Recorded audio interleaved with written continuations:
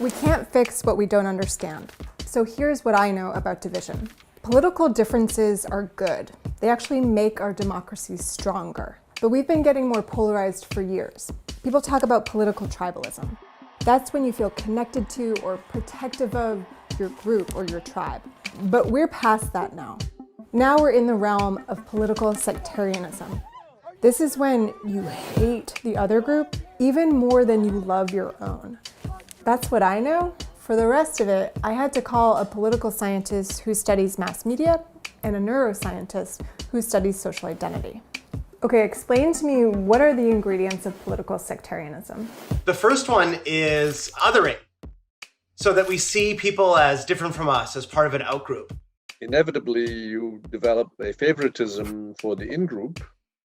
Another one is aversion. So this is like this distaste that we have for this people, this deep dislike or hatred. And it's not just cheap talk, it's real animus. And then the third one is moralization, that we see people as on the other side of a moral divide, that they have fundamentally different values from us. And so if they have power, it means people you don't like and potentially hate are doing things that are potentially going to challenge or overturn your core values. And so in the moment of an election where you're facing some other group and the potential that they might actually take control and have power, that can be incredibly threatening to some people. When we feel threatened, our brain shifts to protect us. The part that deals with emotions sends out signals to release stress hormones, and those hormones prepare our body to fight or run away. And it can play out in really extreme ways.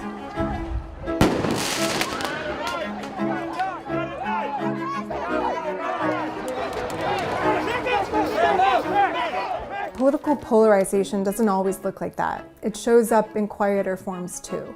I know Republicans who don't want to talk to Democrats because they feel like they're arrogant know-it-alls who want to take away their guns. And I know Democrats who don't want to talk to Republicans because they think they're backwards and racist. So I asked Shanto, how did we get so hostile? Well, it's complicated. One is the altered information environment. In the old days, you had ABC, CBS, and NBC News, and that was it. And they were all carbon copies of each other. So it was an information commons.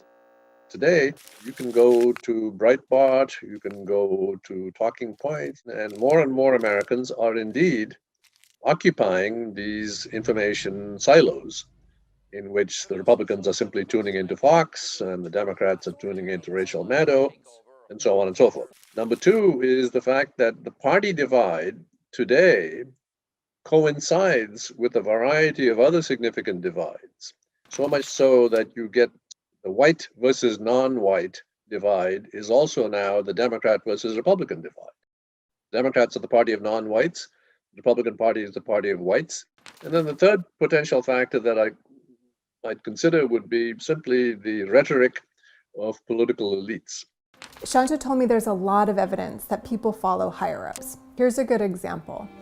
While Trump has used every possible platform to spread lies about election fraud, election workers around the country have been getting death threats. A Trump campaign lawyer even insisted that the cybersecurity chief who disputed Trump's claims of fraud should be killed.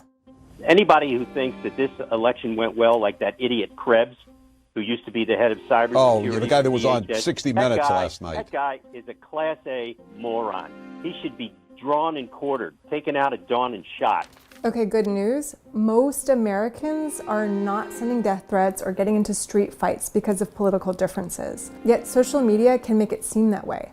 And it's because the emotional content is what goes viral. So the average person who's using social media is scrolling through 300 feet of messages each day. That means if you have a 6-inch smartphone and you scroll down to look at what's on Facebook or Instagram or Twitter, every time you swipe your thumb down, it's 6 inches. So imagine you do that 600 times a day. Now, what we found is that when people use moral or emotional language, it pops out to you and it captures your attention. The next step is, do you click on it? Do you share it? Do you write a nasty response? And that's when it's connected often to your identity that it drives you to do that. So how does the loss of common facts and a common reality contribute to this? This is something that keeps me up at night. It's that once you have the capacity to erode a shared sense of reality, it is something that authoritarian leaders have used as a tool to confuse people and make them rely on them. Cult leaders do this all the time. They get suppressive people out of your life so that they can feed you a version of reality. And as people have lost trust in traditional institutions, now they're able to go down a rabbit hole and watch a series of YouTube videos or go to a hyper-partisan website for their news. Will this change? It could. In the last election, people over 65 were about 7 times more likely to share fake news on Facebook than young people under 25. And so we think of like young people as these hyper-partisan, protesters on campuses. But the reality is old people are much more polarized, and they're the ones who are susceptible to a lot of this misinformation and sharing it. We need to hold social media companies accountable so that they can't just profit off conflict and division and violence. I think most people who are partisans don't realize it's subconscious. And if people were made more self-aware, I believe they would moderate. There's a lot of evidence in the field of racial prejudice that when people are made conscious of their racial biases, they actively try to minimize them. So we can help each other become more aware.